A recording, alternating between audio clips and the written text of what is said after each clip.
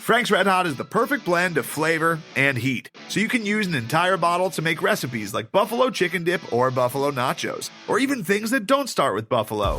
Frank's Red Hot, I put that on everything.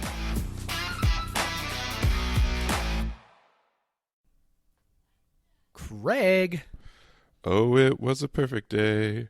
I'm glad I spent it with the Cougs. Oh, such a perfect day. Klay and Steph and Isaac Bonton. Klay and Steph and Isaac Bonton. I love that. Yep. That was so awesome. I got something else to play for you. Okay. Hold on. Ready? Yeah. This is something we haven't heard in a long time. Okay. Hold on. It's not... great podcasting right here. Yeah.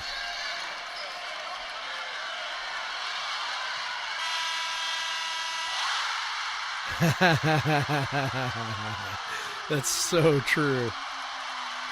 Yeah, just so loud. The place just, exploding.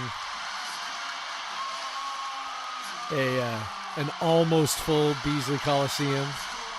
Definitely full student section. Definitely full student section. Yeah, I was fortunate if I went down to the to the floor to get ready for the Klay ceremony, so I was just down there, and there was like 4 seconds left. I'm like, well, I'll video this. You never know. And then Bonton, and so I got this nice video right of the facing the student section, all them going nuts. So it was pretty great. Yeah, it was awesome. That was fantastic. Have you ever noticed that Craig sounds kind of like Klay, and that means you're practically brothers? I sound like Klay. No, like your name. Oh, God! I was like, I don't know. I've never heard that before. But your name, Craig and Klay, kind of sounds similar. They start with the same sound and have a similar sound in the middle. Yeah, it's pretty much the same. You guys are basically twinsies. I'll be like in public and I hear people say hey, and I think they say my name, so I'm sure Klay has that same issue. That was like the time that I drove past. You were walking down the street. Do you remember this? Walking down the street with your dad? Yeah. And I was like, we just happened to be in Tacoma, and I saw you, and I was like, oh, I'm gonna yell at Craig, and then like I yelled, hey, Craig, and then like you like looked around, and you're like, huh? And I was like, actually, I realized that probably was very confusing. Yeah. You just had this bewildered look on your face, like, did somebody say my name? And this is what you told me later, or did somebody say, hey? And was it to me or someone? Yeah, anyway. But yeah, this is Podcast versus Everyone. Yes, it is. I'm Craig Powers, not Hay Powers. Not Klay Powers. With me, not Klay Powers. And with me is Jeff Nusser. Yo. His name does not sound like any common things that people yell. But there are a lot of Jeffs in the world. Yeah, that is true. But most of the time when people yell, Nooser or hey Noose, like I know it's me, like it's nobody else. So yeah, it is that is the one advantage of being. I literally do not know any Noosers outside of my family, my immediate family. It's kind of weird. It's always kind of strange. I did make contact once with a Nooser. Who it was weird, like he found me because of a Mike Leach thing, because he was I think a student at Texas Tech or something. And like he emailed me and he's like, hey, I don't know many Noosers. I'm like, neither do I. That's kind of cool. We're probably related, maybe somehow. I don't know. So anyway. All right, well, yeah. So let's talk about this beautiful weekend that we just had at WSU. We'll start with basketball because that was the gosh dang, like basketball, football coach. Yeah. We just found out our new defensive coordinator today or yesterday. Like it's wild. We got a lot of ground to cover. We got our football coaches out there buying drinks for people. Yeah. Like, man. Let's start with the basketball weekend. Yeah. Maybe we'll go in reverse chronological order here because we got to talk about the Klay Day. Just from WSU's standpoint, a perfectly executed event. Like it was so well done. I'm sure you saw it. When they put the shirts out for everyone. So the Klay Day shirts and I got one for you. Don't worry. Yeah. And then And then the students were hyped. They were ready to go. They didn't know what to do very much. They're not used to this. They have not seen 1 minute of good basketball in the last 5 years. Yeah, they I think if a little more seasoned crowd would have been cheering on defense a little more and chants on offense, but whatever. I don't blame them. I remember when we were just rising in 2007, and a lot of people just didn't know what to do, and it's fine. Yep. But yeah, it was. They had at each timeout break in the first half, they had video messages on the video board for Klay from Mike Krzyzewski, who coached him on Team USA, from Tony, and from Steve Kerr, and former WSU players that played with him, although a lot of them were just sitting right next to him as well. Yeah. But yeah, it was just a really, really well done event. The halftime ceremony was so great. I don't think they were ready for Klay to talk that much. Are you suggesting they were not ready for him to take the microphone 3 damn times? Yeah, and he was just. He's just fuck it, man. This is my day. I'm doing whatever I want. I'm just gonna take that damn mic 3 times. You think about Klay when he was at WSU, he was just not really right that guy, but just becoming this sort of international celebrity is to changed him a bit. Well, yeah, I think we all remember the the pretty now famous apology, right? Yeah, the UCLA game after he got suspended and whatever, and people were just amazed that he took the microphone, and part of that is the personal accountability, obviously not many people would do that so publicly, but the other piece was Klay was just known for being really quiet and avoiding interviews, and him jumping on a microphone just seemed to be sort of the antithesis of what we knew of him. And to see him change from that to this, obviously he's well traveled at this point. He just won 3 championships, so that's part of it. And then he's basically the NBA's ambassador to China at this point, right? And so he's gotten obviously much more comfortable, and it was just the best part, I think, and you can speak to this much more than I can because you were actually you were there, and I'm sure you'll talk about this too. You got credentialed, and so you got some access that a lot of other people didn't get. But just the fun that he was having with it. Yeah. And I think you talked about how WSU pulled it off, and that's one half of the equation, right? Is not screwing it up from the event standpoint, and WSU did it, and I put all of the credit for that, I think, goes to Pat Chun, and not that there weren't other people involved, because there definitely were, and they also deserve credit, but Pat Chun has raised the bar at our university in terms of this sort of stuff, because I've been a Coug for 25 years, and all I've ever known is screwing up that kind of stuff.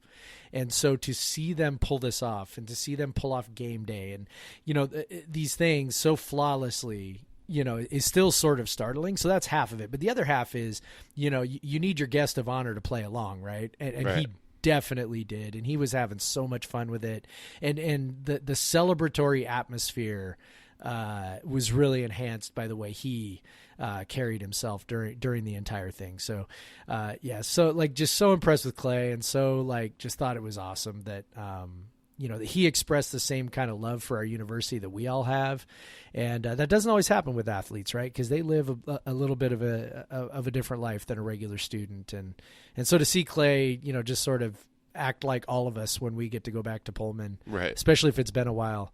It was just the whole thing, top to bottom, was so cool. Yeah, it was really cool. Just in I was fortunate enough to get to be down on the floor for the ceremony, and just looking at his face the whole time was just the emotions on his face, just the happiness. He was just for that halftime ceremony, and then we had some media time with him for about 7 or 8 minutes. It was just big smiles, just like you said, just like any Coug that goes back to Pullman, and just all the nice things he had to say about Wazoo. He's obviously he's such a famous person now, but he's still one of us, and you had that feeling and that vibe from him.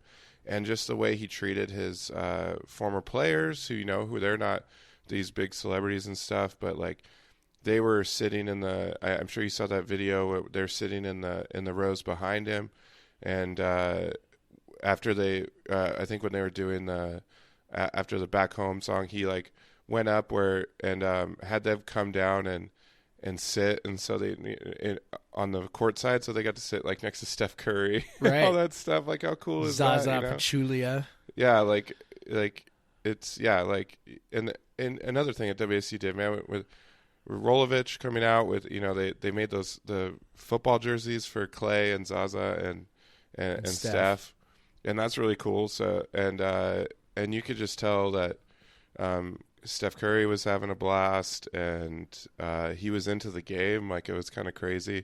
He was definitely like doing interviews. Like, he was like in and out of his seat. He wasn't always there, but he caught. You'd look down and he'd be celebrating all the players. They like point to them when they make a big play. Like, it was just such a unique, and like it was a perfect atmosphere, and the game couldn't have gone any better, because really, like, winning was one thing, but just that offensive outburst was kind of perfect considering who was in attendance. And it like, absolutely was. And it made it a lot more fun to win that way. Like, obviously we're a defensive oriented team, but just to blow the doors off someone offensively, 1.27 points per possession, like that's pretty fucking wild. And it was just like everything about the day. Just to get to talk to the players after the game, it clearly meant a lot to them to have Klay and Steph and Zaza, NBA players, particularly Klay and Steph, obviously, there, and just, yeah, it was so cool. Just everything that WSU did, everything that, and the way Klay embraced it. I mean, just to show you like how much it meant to him that he brought Steph Curry and Zaza Pachulia, like he brought them with him, and other Warriors. People involved in Warriors organization. Well, and the fact that they would want to come too, says a lot about Klay, right? Yeah, like come to this small town where it's snowing and 20 degrees with me for the weekend. How about that on your days off? Like, come do that with me. Sure. It's I think like I said, that says a lot about Klay, right? That these guys would join him there, and then just the whole Warriors organization, right? I mean, he flew up on the owner's private jet. Yeah. And the Warriors, I follow the Warriors pretty close because of Klay, right? And I lack an NBA team in my hometown. And so, I followed the Warriors ever since Klay went there. And so, I follow all their social media, and this was a really big deal for them. And I gotta say, when all of this was announced, months ago, right, where it was like, yeah, we're going to retire Klay's number. This is going to be cool. And I was like, okay, cool. And then just everything about it since then has exceeded what I thought it would or could be, if that makes sense. Like, I just kind of went, oh, that's nice. They're going to retire his number. And I mean, I don't know. Like, I've seen, the Mariners retire numbers. I've seen, Ring of Honor stuff at Seahawks games. And, and I'll just be honest, like, it's not a massive deal. It's not like I'm trying to describe it, but it's just sort of like, yay, that's nice. Give him a hand and okay. This was a celebration on par with something I've never seen for this kind of a thing. And, when the Mariners do it, they do it before the game, and, everybody gives a little speech and the crowd, politely claps. This was just much more joyful than anything I've seen. The love fest between the fans and the player. And like I said, the way the Warriors even thought, like, this is super, like, they pumped it up on their, and I understand, part of that might be that their season is going super shitty, and that they don't have a lot of good stuff happening right now. So, anything that's like, hey, look at this cool thing that's happening with one of our guys who's injured, one of our heroes, maybe that's part of it too. But still, the fact that the Warriors organization thought it was a pretty pretty big damn deal. I think just sort of added to the whole thing. And it could not have gone more perfectly, like you said, right down to the fact that it was sort of an offensive game, right? Which isn't always the case for us. A lot of the games we play kind of end up being, grinded out defensive games. Our offense can be kind of painful at times. And thanks to Isaac Bonton going absolutely bonkers, it was a fun, up and down. I mean, we scored 89 points in 70 damn possessions. Like, that's like, we have not had one of those all year.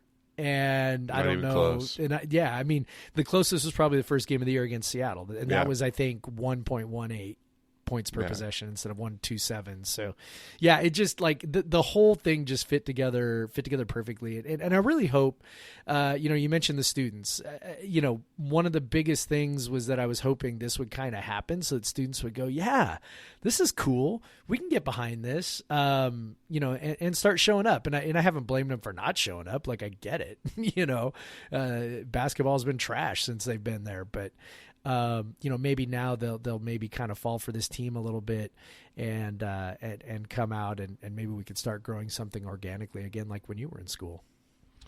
Yeah. And, what one might say, this event would make it slightly less organic, maybe a little more inorganic. That is true. But if it brings students back, and we had Arizona State and Arizona, so Arizona in 2 weeks is they're going to probably be, well, unless they lose between now and then, but they have a chance of being ranked when they come in, and they're a known commodity, and so hopefully that Saturday and that Thursday with Arizona State they can get more students out. I think the Oregon win helps too.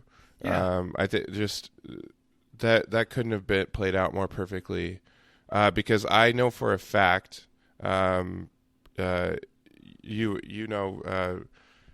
and Brian, and so I just as an example, they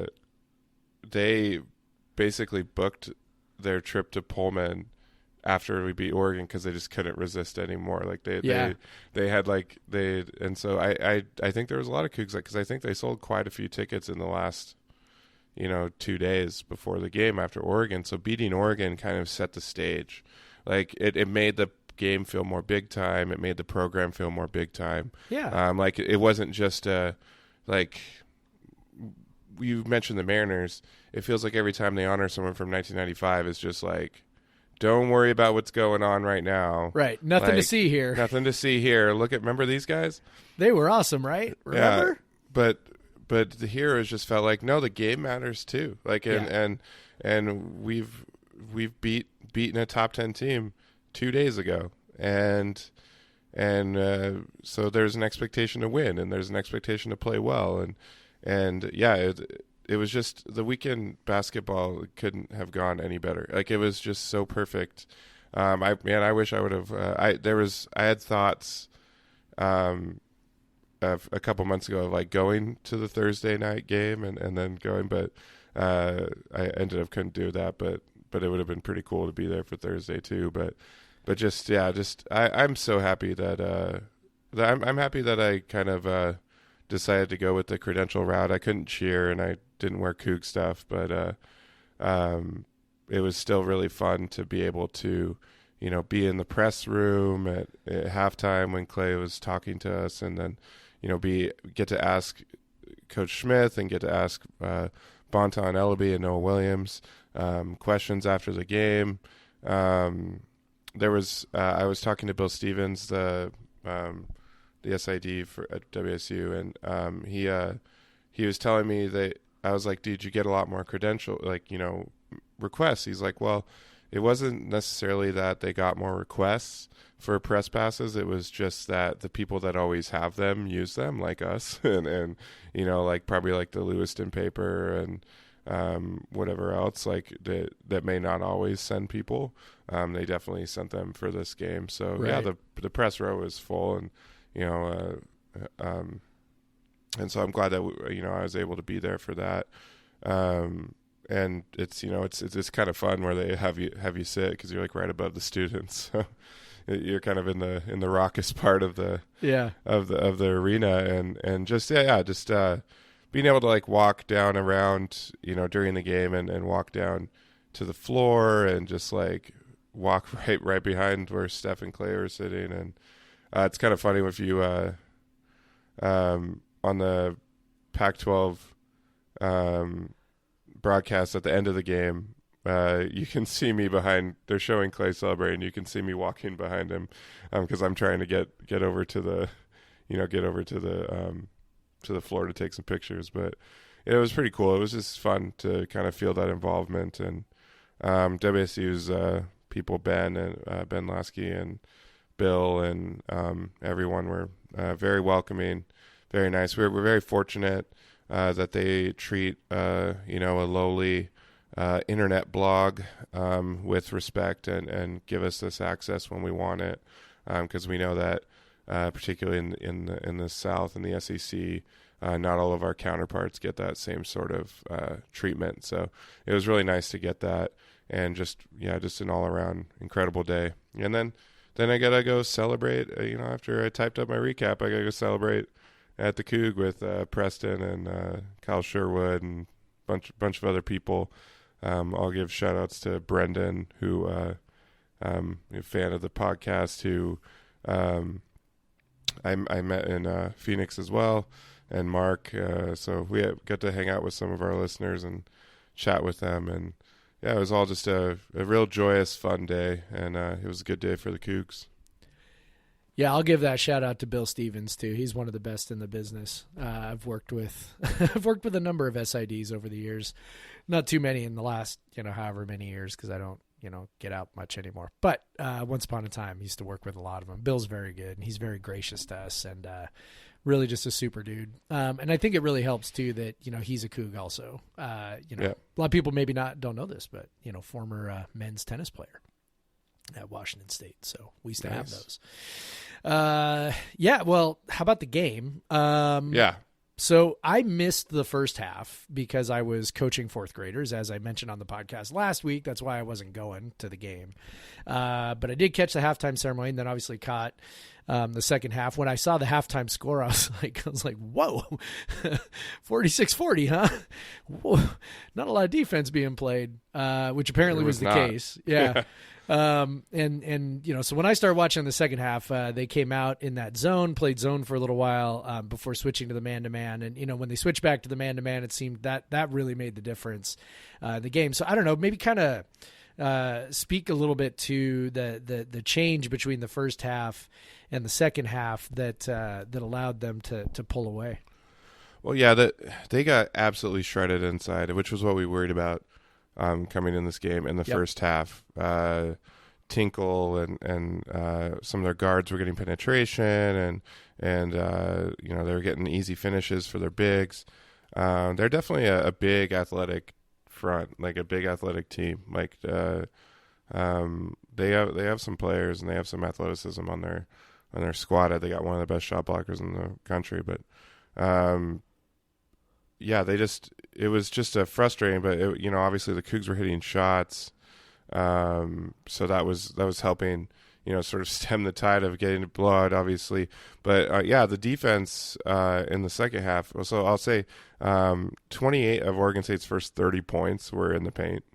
Like, that's just wild. I think it was 34 of their 40 points at halftime were in the paint. Wow. So that's a lot. It was just layup after layup after layup after layup.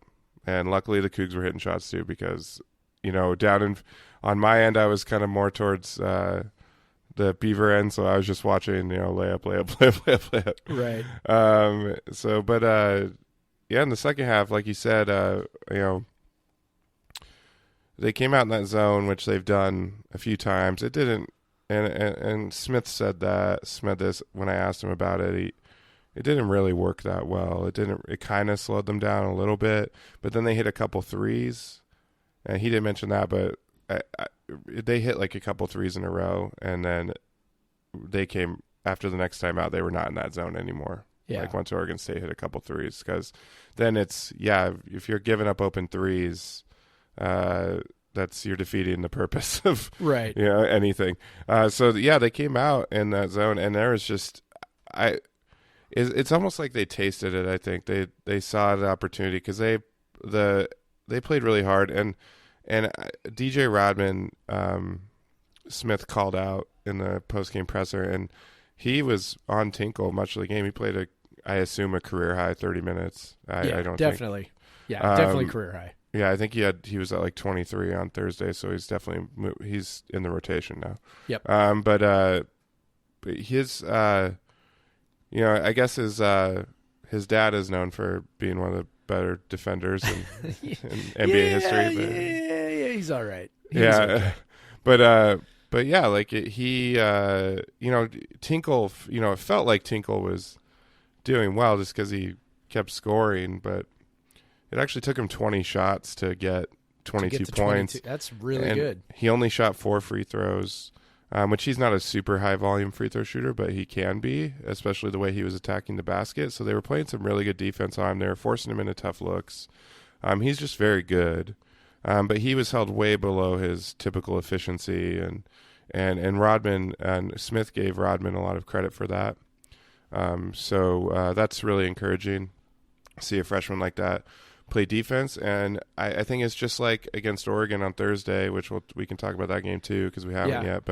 But Bonton's defense on Pritchard kind of just threw Oregon's offense off in the second half, and I think kind of Rodman making things more difficult for Tinkle made it more difficult for the rest of their offense to get going. And they got a bunch of kind of cheap run out baskets at the end of the game, which I think made the score look a little higher. Yep. The game got real sort of up and down and a little sloppy at the end. Like it was. I think there was a little bit of there. I think Bonton was feeling. He was willing to pile on as much as possible. I don't know. Well, if they you kept guarding him. Yeah, so he's just like, screw you, I'm going to the basket. He's like, fine, man. I'm going to go to the rim then, Yeah. That was pretty hilarious. Yeah. I know. I was wondering what people would think of that, but man, if you're gonna press up on a guy, he has every right to go after you. Yeah. 100%. But yeah, I don't know, man. They just played better defense. Like the zone didn't work. They went back to man, which didn't work in the first half, but they just stepped up. It was the same personnel. Like it wasn't anyone different. I think Gervais played less in the second half. Yep. Rodman and Noah Williams kind of took over all his minutes. Yep. And Gervais only played 14 minutes total. Jazz Kuntz didn't play as much the second half either. 7 minutes. Yeah. I think most of those were in the first half too. Yep. So they kind of rolled with 5 dudes in the second half almost the whole entire game. I'm not sure that Kuntz played in the second half because I don't recall him coming in, which is why I wondered. I think I asked you this. I wondered if he was hurt. Let me just. Yeah, I don't know. He didn't play second much half. He saw his minutes drop against Oregon. They played 6 guys. They played 6 guys in the second half. Yeah, it was and Gervais only played a few minutes. Yeah, Ellaby, Bonton, and Pollard played all 20 minutes in the second half. Rodman played 18, Williams played 17, and Robinson made up the other 5, and that was it. Yeah, Pretty yeah. wild. So yeah, you got 2 true freshmen, right? Just stepping up. If we talk about the rest of the game, obviously Isaac Bonton. We knew that if his shots fell, he could do this. Yeah, obviously. And they finally fell, and not to mention his aggression and getting to the free throw line, and maybe getting some more calls, like because he goes to the line quite a bit, but he goes to the rim quite a bit, but doesn't draw the fouls. So maybe hitting a few shots early kind of got him some more calls later, and he hit every single one of his free throws, all 14, and then just hitting deep threes. He wasn't taking, like, it wasn't necessarily a lot of better shots that he was taking. Yeah. He was just hitting them, and he's definitely ticked up his shooting, particularly from the outside in Pac-12 play. He's shooting 39%, I think, from 3 in Pac-12 play. Yep. So he's definitely been shooting better, and so he was kind of ticking up to this sort of night, and then it was just so glad that it happened on this night of all nights, just to see him do so well. Like it was fun. Like when you have a guy that can create his own shot and a guy that's willing to shoot, these type of things can happen. Well, I know that Smith mentioned this after the game that Bonton has been one of their best practice players, right, on offense. That he consistently grades out well during practice. It's just for whatever reason it wasn't wasn't translating to games. And so, to see that happen, I think is really cool, because we talked a lot, earlier in the season about like, oh my God, he's shooting so much and some of the shots are really terrible. And we made a lot of, I don't know if excuses is the right word, but we had a lot of explanations for why, Smith was probably putting up with that. One that we didn't do, I kind of said, I remember saying that, there must be something there. Like there must be something we don't know for him to have this kind of leash. That maybe there's just some. Smith just believes that he's going to come around at some point. We also talked about the whole focus on defense and just kind of letting the offense work out the kinks without hammering them too hard. But this is one of those things where you go, okay, this is where you see it, and he's been coming around on that for for a little while now. This isn't like a one game crazy outburst at this point. I think his offensive efficiency in Pac-12 play is something like 105 or 107, something like 109.9. 109. Yeah, so there we go. So almost 110. Yeah, so and that is like 100, 101 would be average, right? So to see him, he's now become, an above average offensive player. And we've said all along that, look, if this team can get its offense figured out, they're all of a sudden really dangerous. And that's what we saw this weekend. You saw on Thursday night, you saw CJ, just have this monster game against Oregon. And Bonton was okay. He wasn't great, but he was okay. 12 points on 10 shots. He did have 6 assists, but also 6 turnovers. And then of course, like I said, Ellaby, Pac-12 player of the week, right? Got announced today, 25 points, 14 rebounds, 3 assists, 1 turnover. I mean, that's just a monster game. We figured if they could figure out some offense, they would give some people a lot of trouble. And that's what we're seeing is they have, figured some things out a little bit. They're getting, more out of Ellaby when he's, he had that little slump and now he seems to have popped out of it. Bonton has really raised his efficiency. They're starting to get contributions from Noah Williams, right?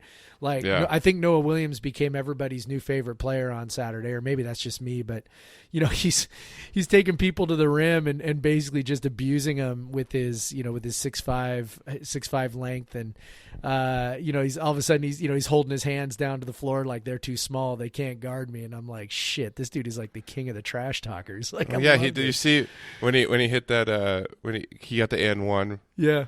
And then he turns and he looks at Steph and Klay and he's holding his hand down the ground. He's holding his hand down like they're too small. They can't guard me. They're too small. I was just like, oh my God, this kid is amazing. Smith said in his presser that they get at least one warning from the officials for Noah every single game. It's perfect. I love it. I love it, dude. Talk your shit. Go get it.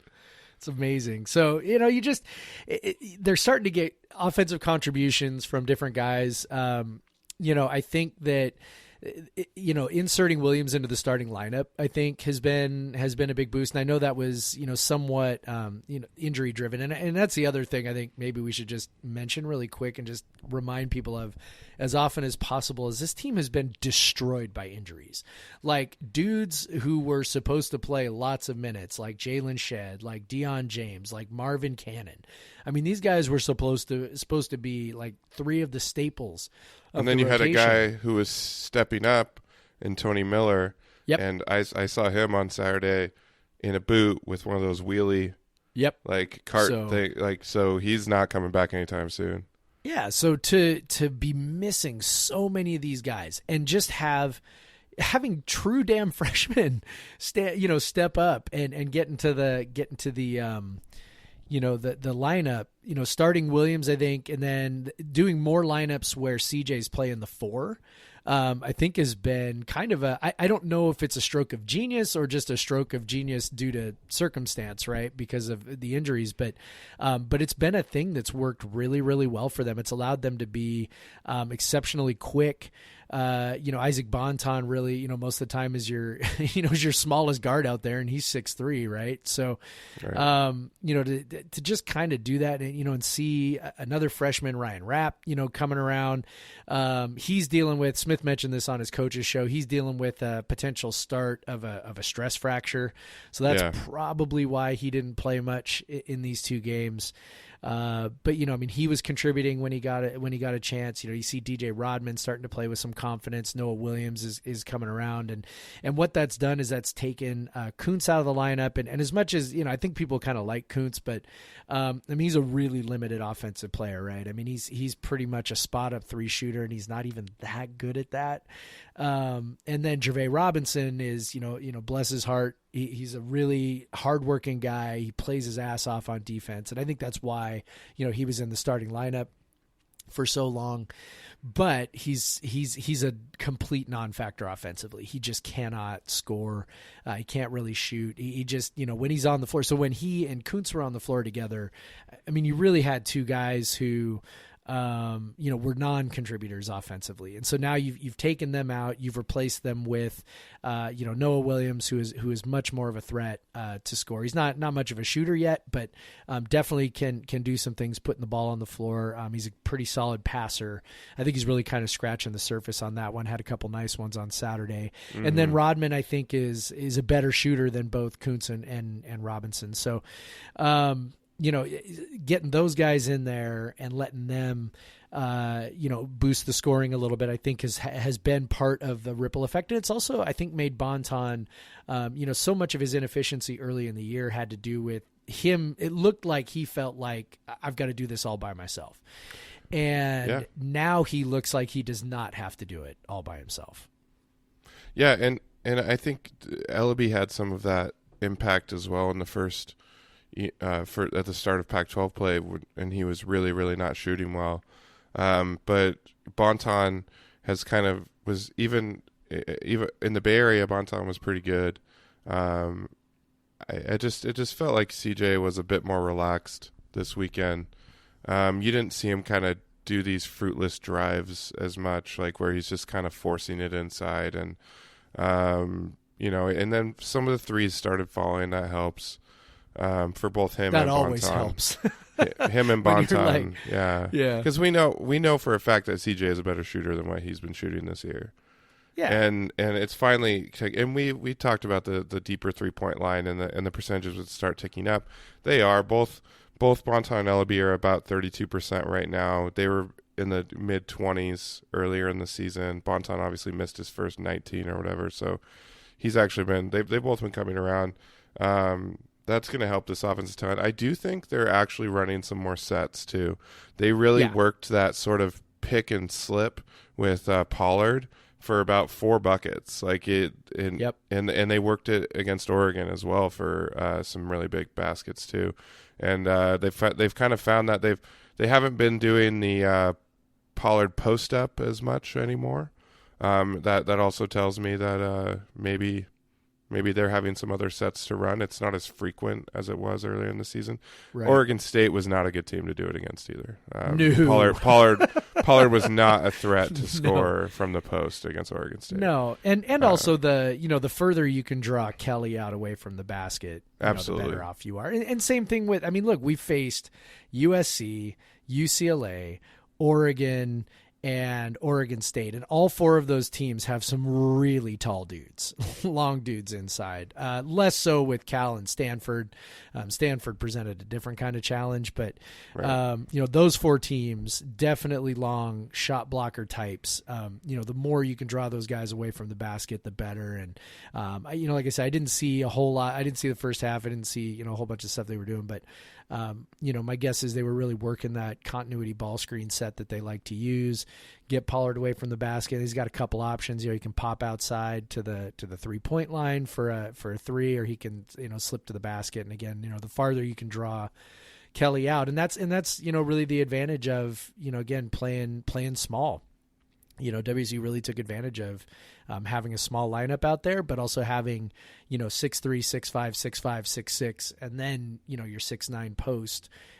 Just present a lot of matchup problems for Oregon State, which is not a good defense, which is sort of insane because Kelly blocks so many shots, and yet their 2-point defense was, fairly mediocre all year. And so I think we kind of saw why, right? It's outside of him protecting the rim. They really don't do much else very well defensively. So yeah, if they could if they had Pollard set those high screens, they kept drawing Kelly out away, and they got a lot, especially in the second half, a lot of layups because Kelly just wasn't there to block the shot.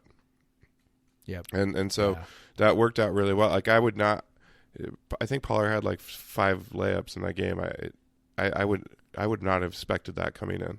Like I was, lots of dishes from Bonton and Williams. Just finding him wide open. It was beautiful. Yeah, like that was it was a beautiful game. Just a hell of a performance. The defense doesn't look as good because it was 1.09 points per possession, but Oregon State also has a very, very good offense, one of the better in the country. That was Oregon State's 6th lowest offensive efficiency of the season. So you feel good about, even though that's like kind of high, like you feel good about that against that team. Well, yeah, especially when you score a bunch more. And now because of this weekend, WSU has poked into the top 100 in adjusted defensive efficiency in KenPom's rankings. So number 99. It's probably been a decade since that's happened. Yeah. Right? Roughly. Probably. Yeah, maybe. I can't imagine they were maybe in Clay's. Maybe they were good in Clay's NIT year, maybe. Yeah, they were 39th. Year, maybe. They were 39th that year. I think that was the only good defense in Bones' tenure. Yeah, that was Klay and Casto just locking people down. Just being exceptional players. Yeah. So it's been a while. Any thoughts about the Oregon? I mean, if we had recorded this 5 days ago, all we'd be talking about is how we beat Oregon. Talking about the defense against Oregon was phenomenal. That was a pretty quintessential defensive performance for this team. Forcing turnovers on almost 25% of possessions. Peyton Pritchard, for all of his awesomeness, turned it over 6 times. Mm-hmm. It was really kind of crazy just watching it. I kind of said, like, I watched it and I still wasn't quite sure how we did it. And maybe some of that has to do with the fact that it was so close. And then there was just this, spurt at the end where we pulled away. So, maybe some of it was that, where it just was very tenuous. And then I think, maybe some of it too was that, the broadcast never seemed to think that we were actually going to pull it off. And I don't know. They kept mentioning maybe that's me projecting. I don't know. Yeah. But. I don't know. Like, personally, me, I didn't really believe they were going to pull it off until that late burst. Like it just, when Pritchard hit that 3 from the R in full court to cut it to 2, right? Or no, it was not to cut it to 2, or one of the times it was either that or when he hit that turnaround where he was in the lane for about 5 seconds and got to N1. It just felt like it was just like, and Pritchard did. It was like, here we go. It was like, here we go. Okay, Pritchard did it to UW on Saturday.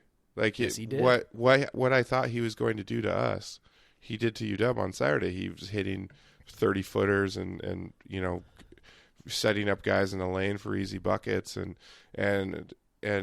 but that it was basically like I said, Bonton, his defense on him was kind of preventing him from creating for others, so he was only getting points if he made some ridiculous play. And or hitting a 30-footer or hitting that turnaround fadeaway, whatever, very difficult shot. Even if you take away the fact that it should have been a turnover, but it was a very difficult shot to make. But I was just like, I'm watching. I'm going. I'm literally yelling at my TV. 3 in the gate, and it's just like, God damn it. You could even say terrible. 5 seconds closely guarded. God, jeez. Well, actually, that's not a rule. That's not a rule anymore. But it's not. It had it. It's not. Yeah, they took that out when they went to the 30-second shot clock. Oh, that makes sense. But still, had that been a rule, that would have been. It would have been like it just was so whatever. Like, it was bizarre they didn't call that, but yeah, Pac-12 refs, whatever. But that run to end the game was awesome. Like, it was, they got the 3-point play from CJ, and then they ran that high screen and slip with Pollard to get another 3-point play, and then and all of a sudden it was an 8-point lead, and then they get a run out. It was so weird. Lead. Like, it was, and it happened so fast because it was just the 3-point plays and then a run out. Like, so it was in less than a minute they pushed it from 2 to 10, and then suddenly there was 45 seconds left and it's over. Like holy crap, they did it, and that's, it was the defense that set that up. We joke like in the Ernie era, like they'd shoot like incredible shooting performances that would just go to waste. And like his, they'd hit so against Oregon, particularly in the first half, they hit 7 of their first 9 threes, and then they ended up 11 of 21 from 3. Against, with Ernie, it might have been that wasn't enough offense to win. But because they're playing defense, particularly in the second half, like they were able to get enough stops. And then when the shots are falling for you, when you're getting those 3-point plays, when you're getting some fast break buckets, suddenly you can put a game away. And they did it in both games this weekend. And Smith, I asked him about that. He made a joke about how he had a joke, but I think it was half serious. He's like, "Well, we work on that behind the back fast break dish from Bonton to Ellaby, which he did at Oregon State." Yeah. But he said, he was like, he uses it in practice a lot. I figured he was going to bust it out, but he basically said that it's something they preach, and they work on this stuff, and we've seen it with defensive focus coaches and Bennett and stuff, like particularly Tony, not so much during the Dick years, but like they could finish games because they could you get those stops when you need them, and you can kind of, if you get them at the right time, you can separate to the point where the team can't catch up, and that's what they did against Oregon and Oregon State. And against Oregon in particular, it was impressive just because, Oregon's really good. And they're really, really, they've won some really tough road games this year. I mean, they won at Michigan, and then, 2 days after losing to us, they won at Washington, making a huge comeback. And then also just to kind of illustrate your point about Ernie, and obviously comparisons are inevitable, but we scored, Ernie was sort of famous for, we were just so close, right? If we just make a couple more shots, we're right there. And we would just, roll our eyes so hard. Like, so you were supposed to shoot 70% from the floor? Right. Like they would have these ridiculous shooting nights, and he'd be like, oh man, just a couple shots away. And I'm just like, no, you are such a moron. It's not reasonable to expect you to shoot better than that. So we scored against Oregon. We scored 1.07 points per possession in that game. So to illustrate your point, 9 times last year, we lost games where we scored 1.07 points per possession or more. 9 times. we had games where we scored 1.16 and lost, 1.15 and lost, 1.15 and lost. Like we had some pretty damn good offensive performances last year and lost, and it really does just kind of illustrate the difference here. Number one, that obviously, defense actually matters, but just the way that these guys give themselves a chance to win by playing defense and by continuing to battle. They are really, really, really tough. And, that was sort of what was startling about that road trip to the Bay Area, was that they like the toughness just kind of went down a little tick, especially against Stanford. Smith mentioned on his coach's show that when they were kind of getting blown away in the first half, they hung their heads a little, and then it all just completely fell apart. And they did pull back in the second half a little bit. I mean, that could have been another 50-point loss like last year, I guess, and the fact that it wasn't is a good thing. But they kind of had a little bit of a tick down there. And so I'm real curious to see how that transitions to this weekend, because this has traditionally been the toughest road trip. I don't think just for us, I think for most teams to go play at Colorado and Utah. So, Colorado's very, very good. Utah is not as good, but again, playing them at their place has always been. And you always play been the second game in 3 days at Elevation when you go to Utah. Yeah, and they're not Utah's it's a pretty notoriously difficult place to play, just from an arena standpoint, right? The environment is tough. So, yeah, I'm very curious to see how they if they're able to carry this away from Pullman. I really don't expect them to win either one of them, but it sure would be nice if they, maybe have put themselves in a position to maybe win one of them. That would be nice. And I just would like to see some carryover from this weekend to there. And, that may not be reasonable. They're not going to get a lot of help with, personnel, right? They're still injured. Those guys aren't coming back. So going and playing at Elevation with a 7-man rotation, it's going to be tough, but I know Smith will have them ready. They'll have a good game plan. It's just, I think, a matter of whether they can, do it physically, which is going to be tough. Right. And, the good thing is that in that 7-man rotation that guys like Rodman and Williams got some major minutes this weekend. So, it won't be a shock to them to have to play, and they have a little more confidence. But, yeah, it's tough. Colorado's very good. They're 30th in KenPom. They lock it down defensively.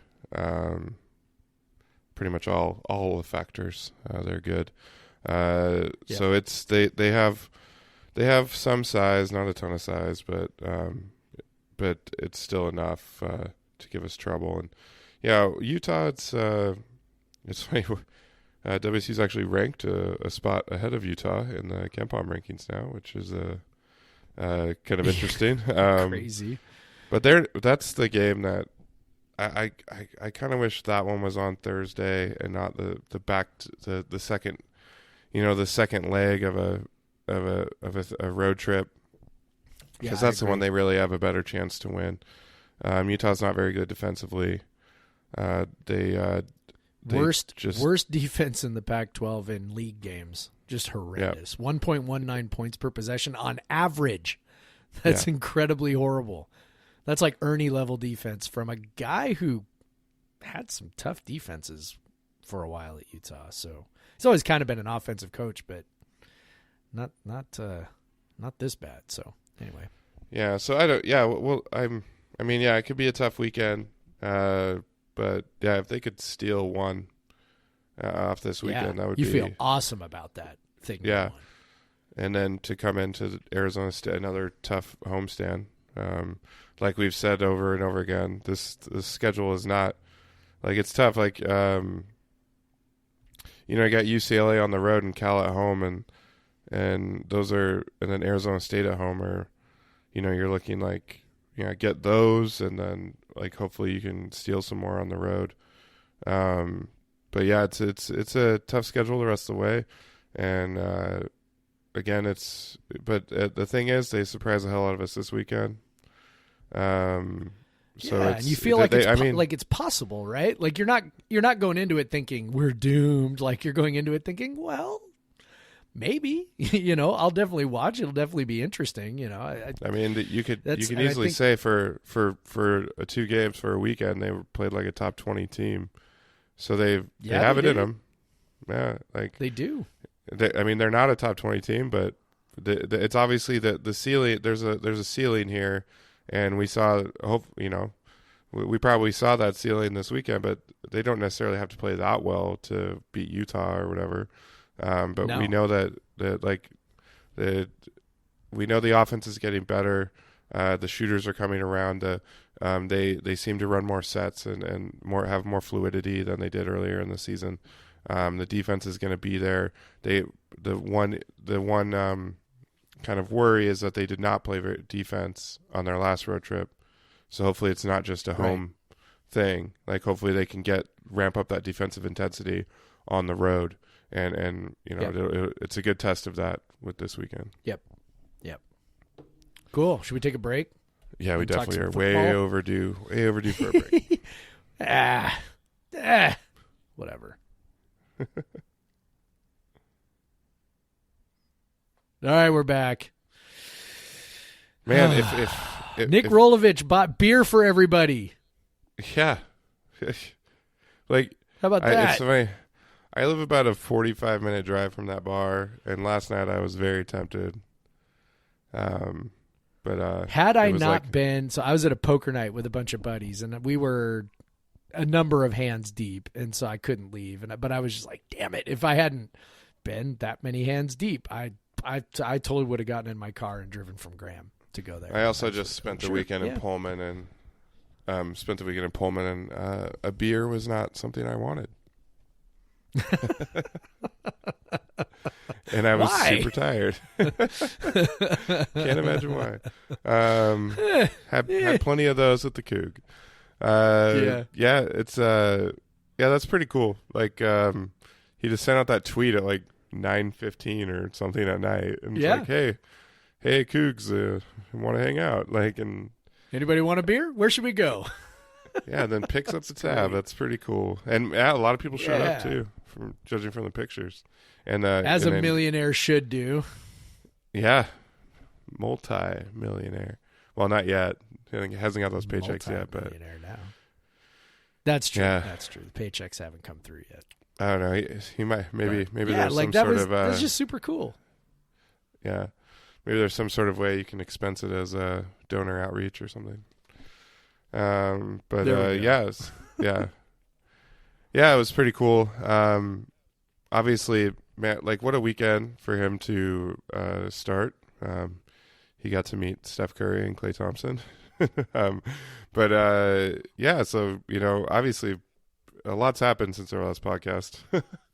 It's kind of crazy. So obviously he got introduced on Thursday. What were your impressions of that introductory conference? So I actually just watched that because I just had not had time to watch his speech and his answers to the questions and things like that. I had seen some clips here and there, and I think the thing that kind of surprised me the most is the way that he's able to command a room, and it's fairly effortless. And being a former quarterback, I'm sure there's some of that, right? Where you're the leader of the offense, and so you just you kind of learn how to command a group of people. But he just has this presence about him that is, and again, comparisons, kind of says earlier, but when you make a change, comparisons are going to be inevitable, right? So he's going to get compared to Leach and et cetera, et cetera. But obviously, very different style than Mike Leach, and not that again. Anytime we make comparisons, there's always this temptation to be like, oh, well, does he think this other thing wasn't good? No, like Mike Leach was obviously very successful doing it the way he did.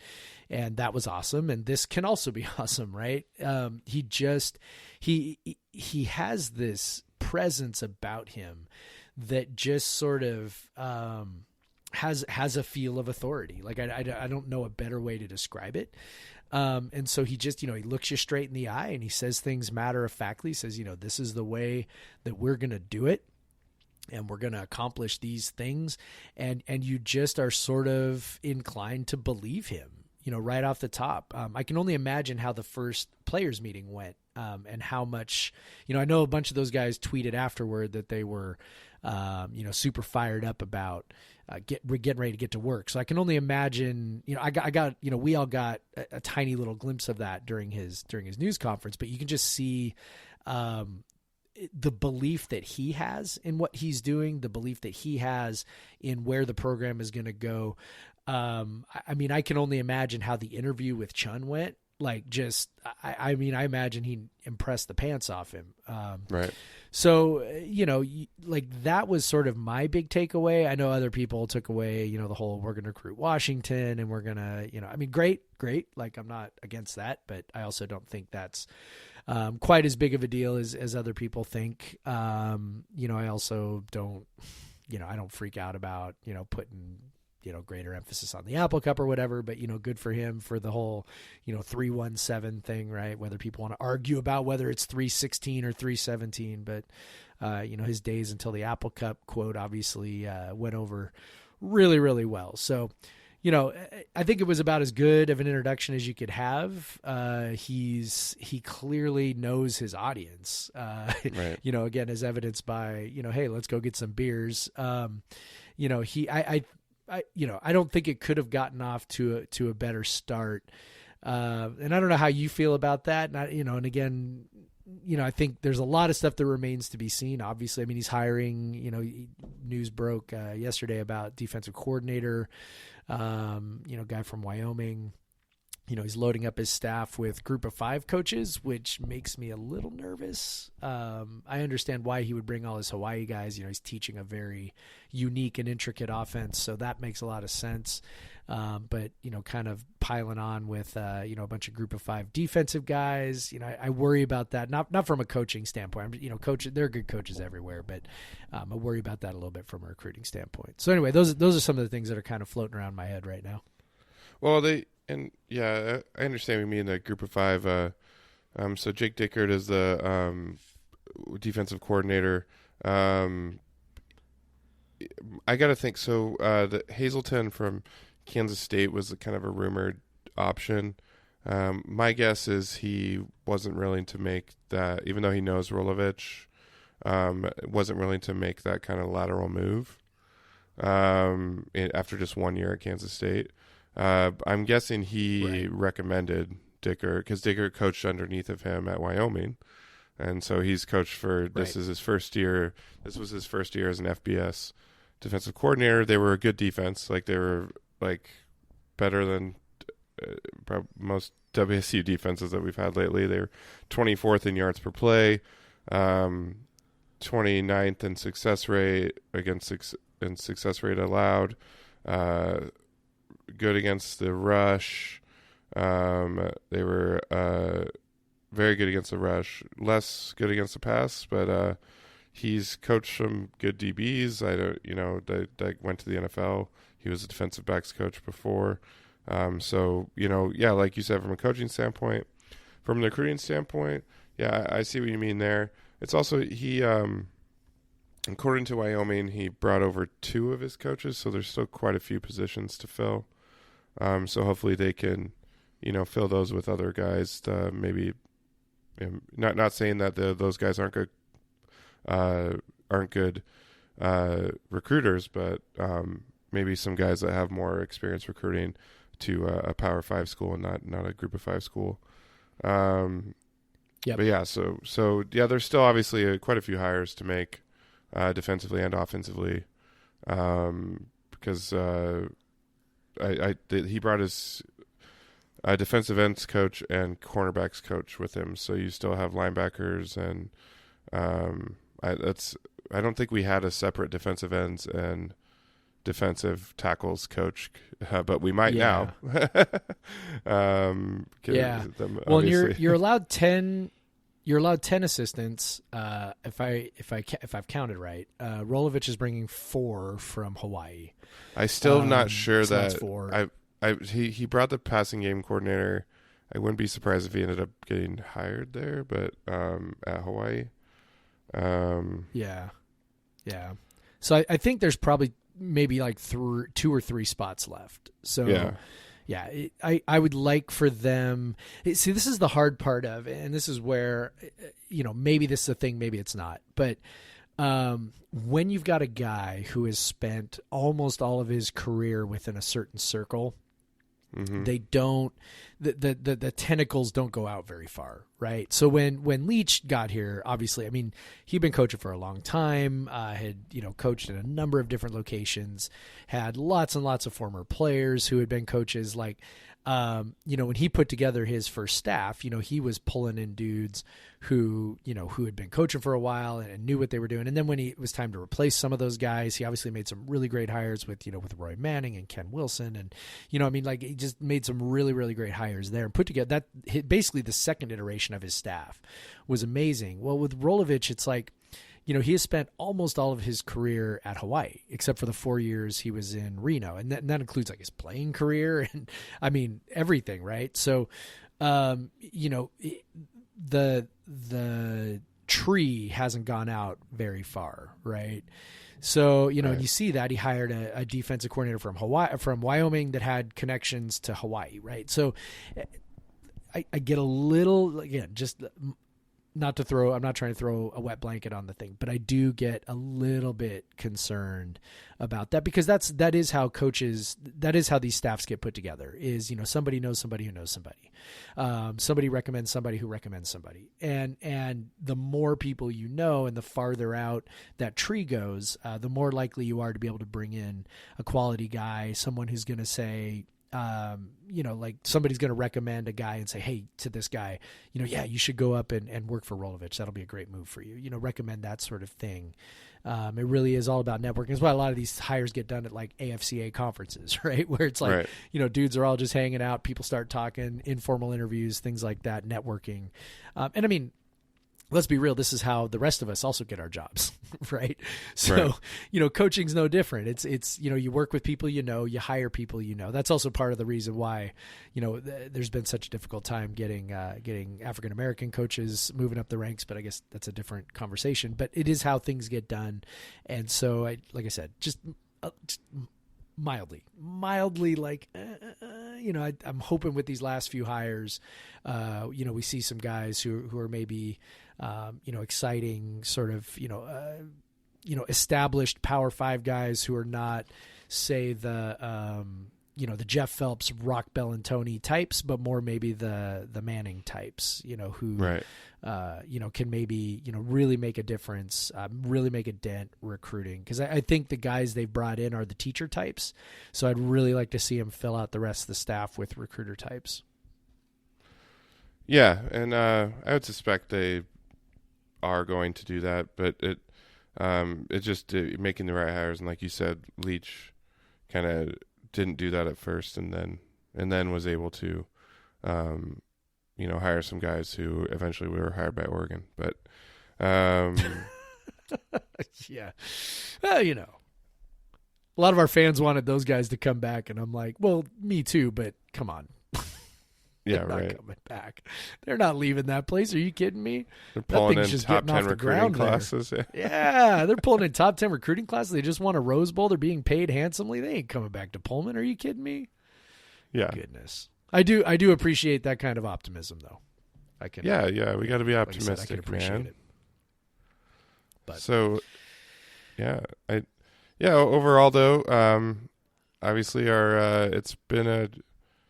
it's kind of wild, like just how Rolovich has asserted himself in the first, few days, and I think they've done well with that again. WSU doing stuff right. We're getting used to this, and hopefully, like you said, he nails those hires. Seems like if we can win, it'll be fun. Beyond the winning, yeah. like just have someone that's fun to root for and has a good time, and so that's what it comes down to. I think from a scheme like standpoint, it seems like this defensive coordinator hire is a good one. Wyoming has had some good defenses that he's been involved with, and if he's any sort of disciple or any if he's influenced by Hazelton, then I think I was looking at Hazelton, and he's a guy who improved defenses, and actually he's Wyoming seemed to improve a bit this year on defense from Hazelton's last defense. So hopefully, and that was with losing some pretty good defensive backs. So hopefully he did take over a pretty good. He took over a pretty good situation, though. Yeah, that's the part that concerns me. Like he did, they did not have to. He did not have to rebuild something himself. So, well, on this is quite different. I mean, if we're looking at the recruiting side, obviously, Rolovich is in Seattle this weekend recruiting the area. For those of you that that was so obvious. And I've heard he's going to be here all week, pretty much, like just doing visits and stuff. So they offered a kid from Kentwood, who's a 4 or 3 star, depending on where you look, whose coach is Michael Bush. So it makes you wonder why, like, yeah, how about that? You know, it does make you wonder why he wasn't offered, at least before. So it just makes you wonder what was going on there between, you know, what the Leach staff didn't see with this guy who has got a Coug football coach, and you got to think that he was on their radar, but they didn't want to offer him. So I think we're going to see a lot of cornerbacks and defensive players get offered with the last, you know, how many we have, like 6 scholarships or so left. And so depending on if they don't lose anybody. So right. And hasn't been reported anyone yet, but correct. But so that was a guy that was interesting. His name is escaping me right now. It was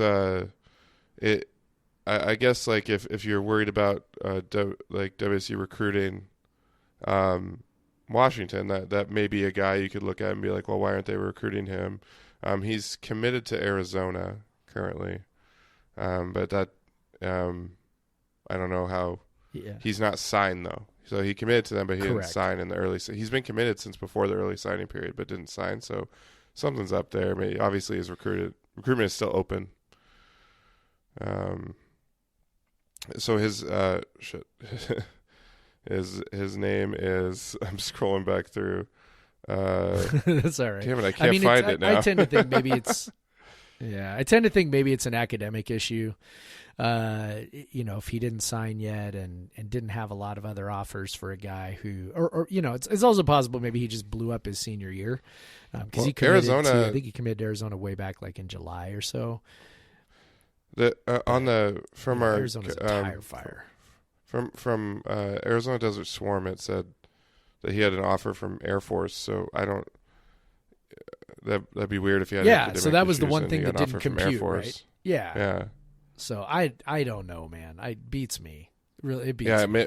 Maybe. But you can also pick up an offer from Air Force with not the best academics. Obviously, you got to meet a certain threshold, but they do sometimes send those kids off to prep school too. So because they have a prep academy, you know, basically for a 5th year for some of those kids. I had a student. At Rogers who went to Army, played football at Army, but he went to their prep school for a year, so which is not totally uncommon for those guys. So anyway, I don't know.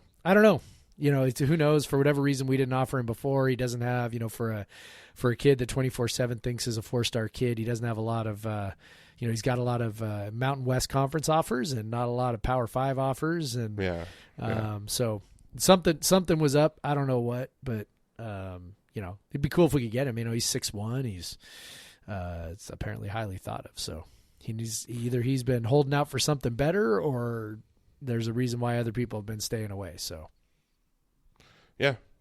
That Washington recruiting, you know, Rolovich delivering right away. Right away. Let's go. Build a fence. Yeah. Yeah. Let's do it. I did.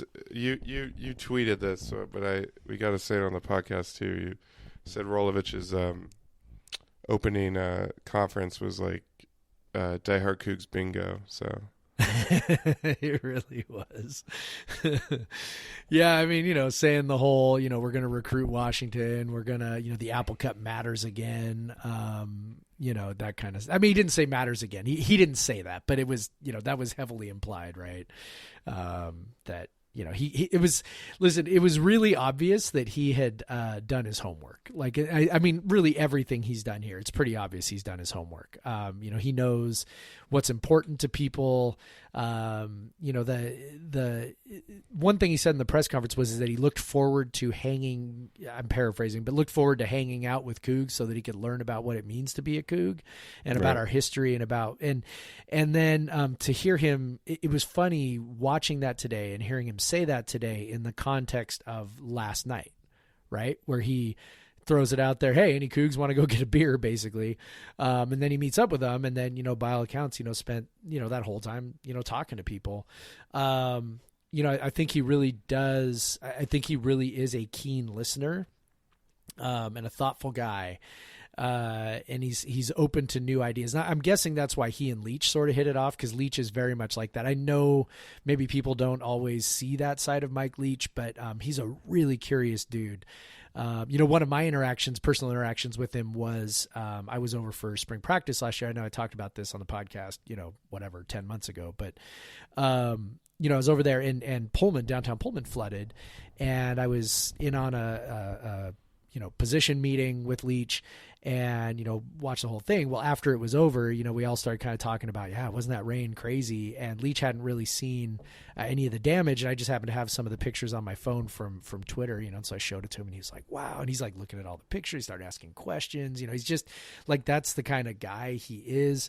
Rolovich seems like that kind of guy too. Just kind of curious guy, maybe obviously a different style, but a good listener, just someone who wants to learn things, wants to know stuff, and is committed to being a part of it. He referenced family a lot, and I think he feels like he's joining a family here, and he feels like he has to earn his way into that. And I know he said that to the players, and sometimes we kind of look at that and go, well, yeah, of course, the players are really tight. That's an atmosphere down there.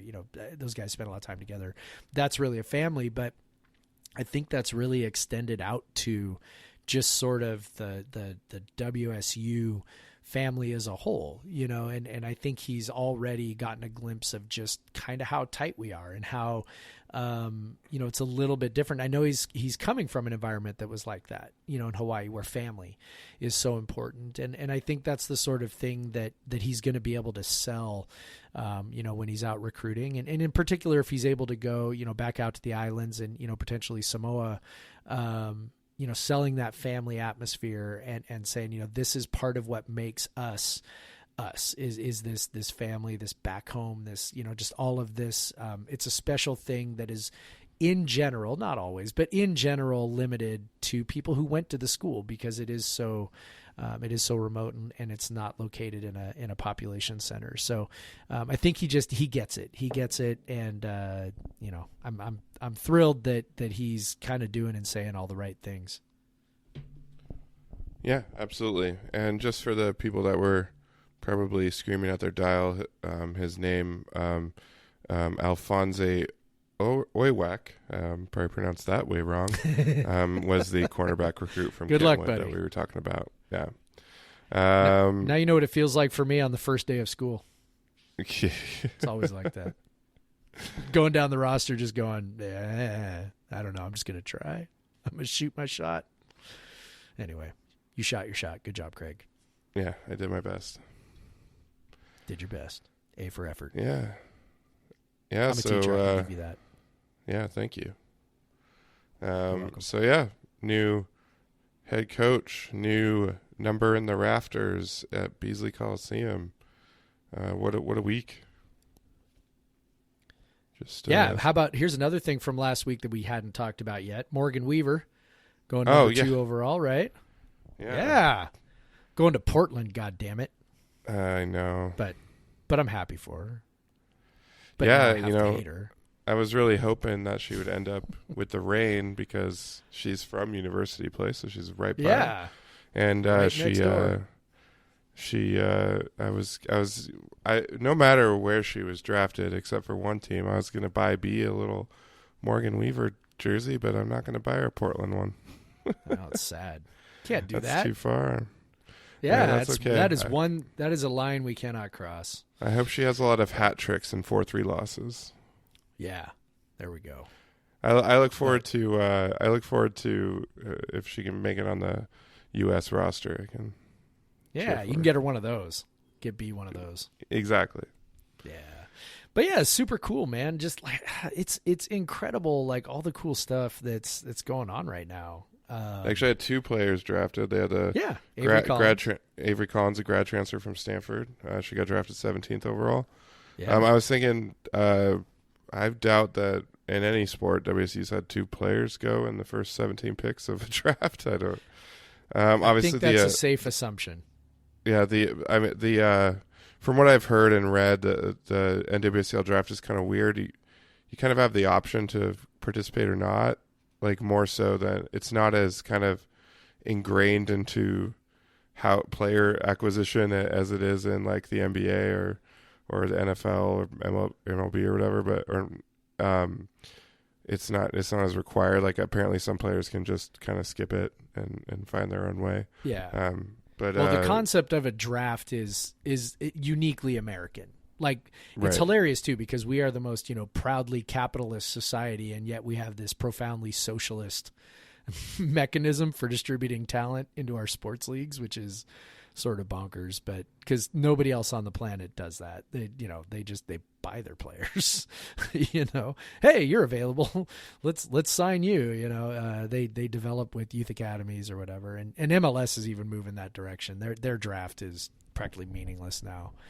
I think the NWSL probably will get there eventually, but yeah, not. Well, the NWSL is part of the issue is that the college soccer is still like their primary resource for players.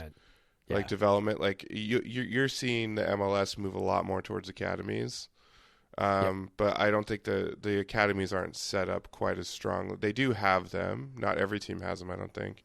And I'm speaking out my ass right now, honestly. But they're not as big of a deal as they've become for like teams like the Sounders and other MLS teams. I know that they have it, but it's still like the college players, the big programs in college like North Carolina and Stanford, they feed the NWSL quite a bit, and the national team. So it still has some relevance. And Weaver wasn't expected to go that high from what I read before, and nope. And Portland had already traded up for the number 1 pick, and then they traded up again for the number 2 pick so that they could get Weaver specifically when Weaver wasn't projected to go until like the 10th pick or so.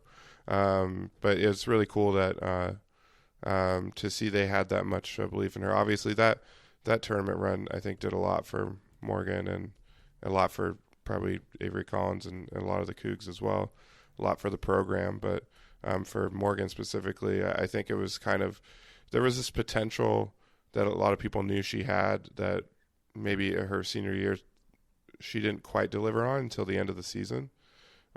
Just to have that fact, to be able to star in the biggest stage was I think really helped her out, and then she kind of proved that she had the physical ability, she had the talent, she proved that she can deliver it, and yeah, I'm super happy for her. Like it is a bummer that she's like as a Reign fan like that she got it's like I don't know if I'm trying to think of another sport. Like the soccer, the rivalries are a little more intense. They're more like college rivalries. So it'd be like that'd be like Gardner Minshew going to the 49ers or something. Like, and you'd be like, shit, I mean, it was right? when Deo Buchanan went to the Cardinals. That was a bummer because he was in the Seahawks division. Like, so I was like, I could just go anywhere else. Yeah. Even though the situation was really good for him there, but.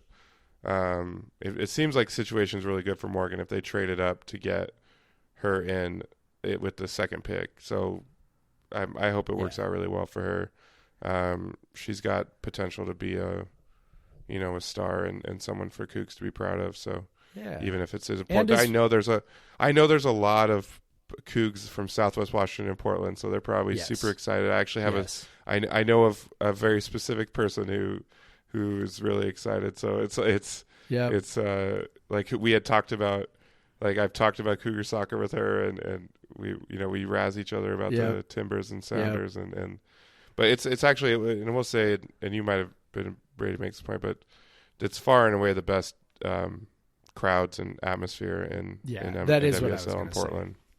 Yeah, they will take very good care of her. And so, and I've got friends too, you know, my friend Brian Setzler. Hello. Good job. I know you'll take good care of her down there. You know, she will love playing down there. And which, you know, as much as it pains me to say that, you know, she'll love it. And she's still, you know, reasonably close to home, which is cool. And, always good to, you know, put people in the pros, you know, especially when you have a program that is, you know, dead set on trying to maintain the success, you know, of going to the College Cup. So, you know, this certainly doesn't hurt. You know, come to Wazoo and look what you're going to turn into. It's always a good selling point for sure. Yeah, and just to drive the point home with the Portland Thorns, they average they play in the same stadium as the Timbers. They average just over 20,000 fans per game. The next highest is Utah, is just under 11, and the Reign was at 5,213 this year. So it's quite a difference in. And I'll tell you, they came up for 2 games in Tacoma for the Reign, and they had a full-on supporters group come up, like a cheering section, everything. Like it was just like with an MLS team or whatever. And all the games I went to this year at all the Reign matches. That was the only team that did that. So, and obviously they're the closest, but it was still like an entire section completely full, standing up, cheering, chanting, all that stuff. So it's and there'll be some Cougs there, and so she'll get some Go Cougs, and she'll have some Cougar banners, and so that's cool that she's in the Northwest and she'll have that proximity. Yep. I just I hope she doesn't win in her hometown. Me too. All right. Anything else? No, man, busy. Yeah, I almost forgot about that Morgan Weaver and soccer stuff. So it's just been too busy of a week. It's all got to happen. I know. Within 5 days of each other, but it's crazy. It's absolutely crazy. Never a shortage of things to talk about, right? Yeah. All right, man. Yeah. Well. All right. Like, subscribe, send us emails, whatever. Subscribe. Go ahead and subscribe on iTunes or whatever. Rate us 5 stars on iTunes or whatever you use. Leave us a comment if you can. If you want to send us an email, podcast versus everyone. That's with a VS, podcast versus everyone at gmail.com. You can follow Jeff at pod versus everyone on Twitter. You can follow me at the Craig Powers.